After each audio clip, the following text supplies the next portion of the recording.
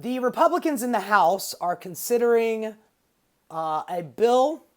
It's called H.R. 867, and it is the IGO Anti-Boycott Act.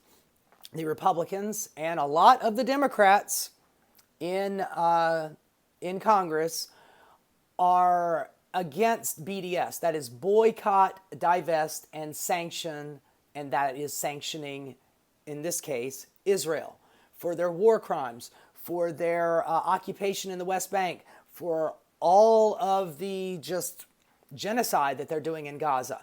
And a lot of people don't like Israel for that. It's not that they dislike the Jewish people, because being an Israeli government is not a representation of all the Jewish people on the planet. That's just not how it works. If you were conflating the two, that is anti-Semitism. You're saying that a Jewish person needs to have loyalty to the Israeli government over their own government here in America where they live. Anyway, I digress. But the House is trying to pass this bill, and if they do get it to the floor, I have no doubt that they will. I have no doubt that they won't pass it, because there are a lot of Democrats who are on the dole to places like AIPAC, just like Republicans are. So many politicians in our government are bought and paid for by lobbyists, and one of the bigger lobbyists out there is AIPAC. They donate copious amounts of cash, and it's kind of like a funnel from like ridiculously wealthy right-wing billionaires who dump money into AIPAC, and then it is doled out to Congress people across the spectrum, whether they're Democrat, Independent, or Republican. Obviously Bernie's not taking any of that money, and there are a handful of others that don't, but there are so many that do. And it has an effect. It has an effect on our politics. So the House is trying to pass this bill, and one of the punishments for, let's say you are out protesting against Israel, and you're holding a sign that says boycott, divesting, and sanctioning Israel, which, by the way, protected speech. In America, you have the First Amendment right to speech. You're not saying death to Israel. You are just saying, hey, Israel, stop what you're doing, or we're just not going to buy your shit. Remember back when Budweiser, did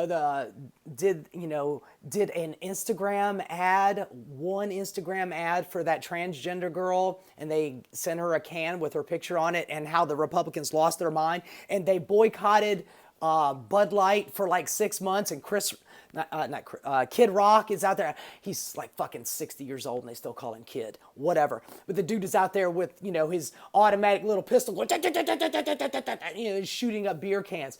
That whole boycotting, that's fine. But I can't boycott, buying products from a country that is doing a literal ethnic cleansing in Gaza. I'm not allowed to do that. I'm allowed to criticize my own government. I'm not allowed to criticize the Israeli government or the Likud party or Netanyahu or Ben-Gvir or fucking Smotrich, who said that they're all human animals and we need to starve them, not give them food, water, or anything. I'm not allowed to, say anything about that or to criticize that. Go fuck yourself, man. I have that right. I'm an American citizen. I have absolutely every right to use my First Amendment privilege to say those things. But with the passage of this bill, it is an assault on our First Amendment, because if you are arrested for holding a sign that says BDS or sanction Israel, or Bibi Netanyahu is a war criminal, which, by the way, in the International Criminal Court, he is listed as a war criminal, along with Ben-Gvir and Smotrich, and a handful of others. If we are arrested critiquing the Likud party or holding up a sign, we could get $1 million fine and 20 years in jail. Just by talking about this is a chilling effect on protest. It's a chilling effect on free speech.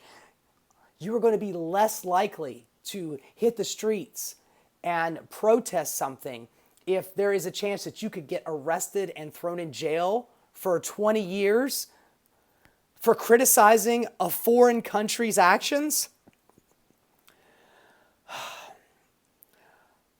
I don't know if this is going to pass or not. I'm hoping that the Democrats will come to their senses as opposed to just following this fascist path on down the hill further.